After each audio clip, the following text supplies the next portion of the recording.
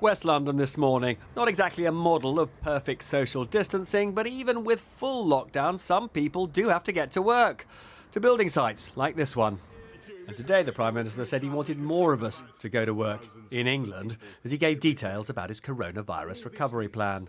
We have begun our descent from the peak of the epidemic, but our journey has reached the most perilous moment where a wrong move could be disastrous. Then came an important change of emphasis.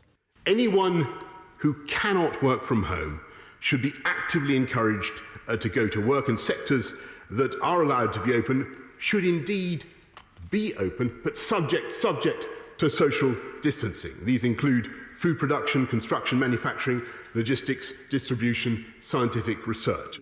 And the Prime Minister gave a new piece of advice about how to keep safe on the way to work and at work. With more activity outside our homes, we would now advise people to wear a cloth face covering in enclosed spaces where social distancing is not always possible, and you're more likely to come in contact with people you don't normally meet. Boris Johnson also announced it would be OK from Wednesday in England for us to have one-to-one meetings outdoors with friends and family, play sports like tennis, have picnics in the park. And from June, maybe younger children will go back to school. But the return of all these freedoms is conditional. If the data goes the wrong way, if the alert level begins to rise, we will have no hesitation in putting on the brakes, delaying or reintroducing measures locally, regionally or nationally. For all the Prime Minister's caution, the leader of the opposition was anxious. What the country needs at this time is clarity and reassurance. And at the moment, both are in pretty short supply. And at the heart of the problem, it seems, is that the Prime Minister made a statement last night before the plan was written or at least finalised. And that has caused considerable confusion.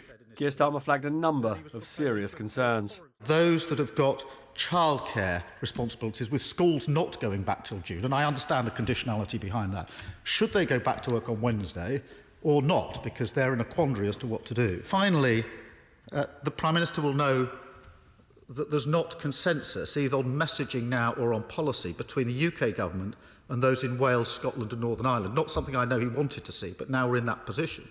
Raises serious concerns with a real danger of divergence. Scotland's First Minister confirmed that divergence from Boris Johnson. There will, of course, be risks whenever we start to ease the lockdown. But my judgment right now is that the risk is still too great. Too many people are still dying, and the situation in care homes, despite the extraordinary dedication of our care workers, remains a serious concern. So what did we, the general public, make of it all? The Prime Minister decided to find out, a decision he may regret. Here's Pooja. Yesterday you left the nation with more questions than answers. Why have you been so vague with who can start back at work and which businesses can reopen this week? It's when you come to take small steps back to normality, as we are now, that clearly the message becomes finer, more complicated. And then there was Natasha. How is it logical that I, as a primary school teacher, can mix with the many returning children, but seeing my relatives is still not allowed? So there is new scope to see one other member of your family somewhere outdoors, and it may not sound like much, but given what we've all been saying this evening, I hope you understand the constraints we're all under. The Prime Minister insists there are only baby steps being taken to ease the lockdown, but a senior intensive care doctor complains that's not what the public actually heard. I was dismayed and upset. I understood what was being said because I listened to the words very carefully, but the manner of the communication of it sounded like a different message. And my experience in speaking to others was that's what the message other people heard, and it certainly seems to be the one that's been broadly received. Hugh Montgomery is desperately worried many of us will throw caution to the wind, take off the masks we're wearing today and cause a second coronavirus surge. Let's hope he's wrong. Robert Peston, News at 10.